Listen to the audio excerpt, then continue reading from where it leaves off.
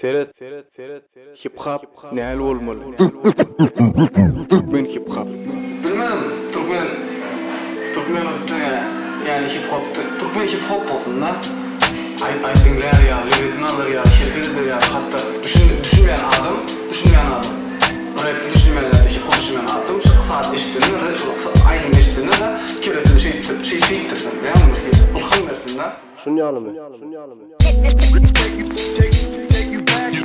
You escape from the old school.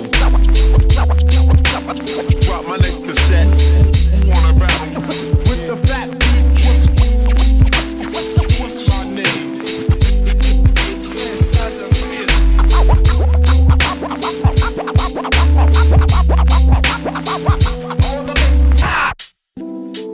Flex olup bilir.